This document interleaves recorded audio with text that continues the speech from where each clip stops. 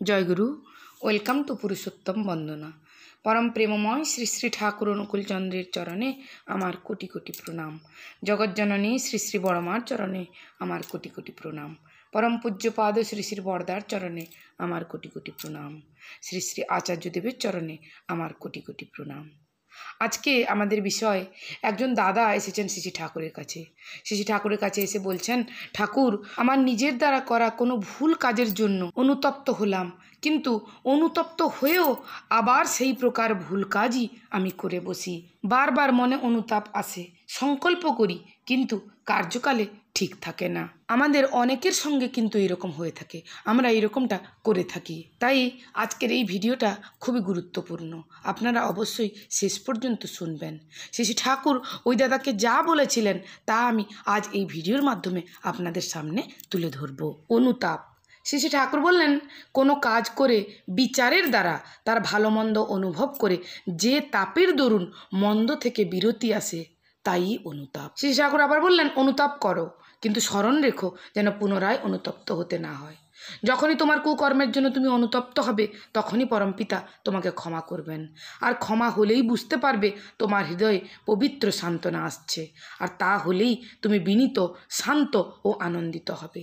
যে অনুতপ্ত হয়েও পুনরায় সেই প্রকার দুষ্কর্মে রত হয়, বুঝতে হবে সে সত্তরই অত্যন্ত দুর্গতিতে পতিত হবে।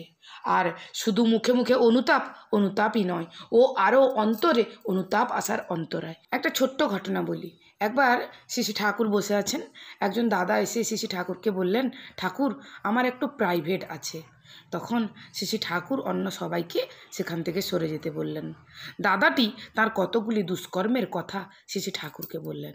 শ্রী ঠাকুর সব কথা শুনে অভয় দিয়ে বললেন, আর এরকম কাজ কখনো করবি না।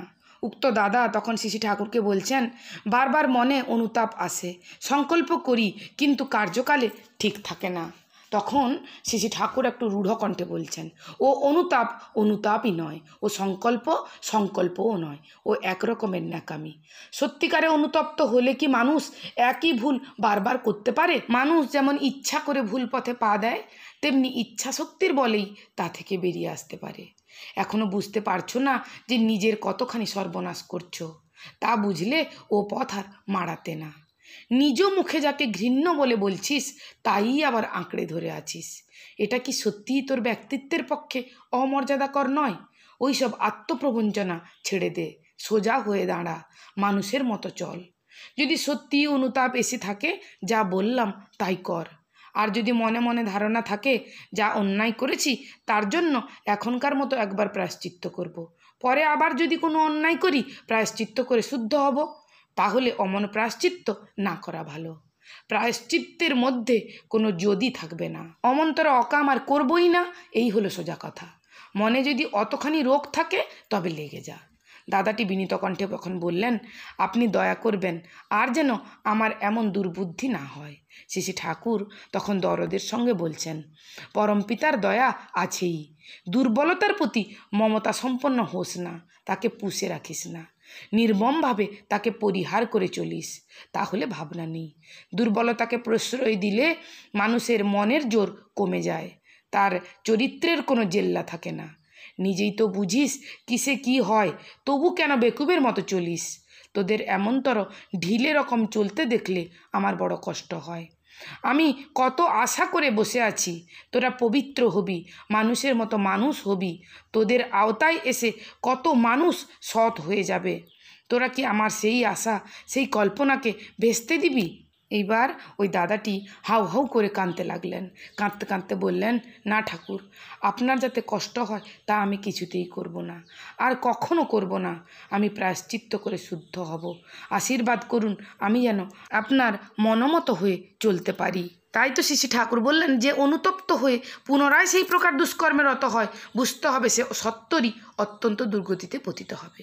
তাই আমাদের উচিত, যদি আমরা কোনো ভুল কাজ করে থাকি এবং নিজের ভুলটা যদি বুঝতে পারি, তাহলে সেই ভুলের জন্য যদি আমরা অনুতপ্ত হই, তবে দ্বিতীয়বার যেন আমরা সেই ভুলটা আর না করি। একবার অনুতপ্ত হয়েও যদি সেই ভুল আমি আবার করি, তাহলে বুঝতে হবে যে ওই ভুল করাটা আমার অভ্যাসে পরিণত হচ্ছে।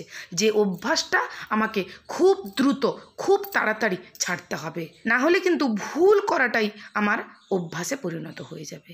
তাই চলুন আমরা শ্রী ঠাকুরের কাছে প্রার্থনা করি, ঠাকুর আমাদের আশীর্বাদ করো, আমি যেন তোমার মনের মতো হয়ে চলতে পারি, তোমার সকল কথা মেনে চলতে পারি। চলুন আজ এই পর্যন্ত। পরম দয়ালের রাঙারাতুল চরণে আমার কোটি কোটি প্রণাম। জগজ্জননী শ্রী শ্রী বড়মার চরণে আমার কোটি কোটি প্রণাম। পরম পূজ্য পাদ শিশি বরদার চরণে আমার কোটি কোটি প্রণাম। শ্রী শ্রী আচার্যদেবের চরণে আমার কোটি কোটি প্রণাম। সকল দাদা ও মায়েদের আমার জয়গুরু। আপনারা সকলে ভালো থাকুন, সুস্থ থাকুন, আনন্দে থাকুন। জয়গুরু। বন্দে পুরুষোত্তমম।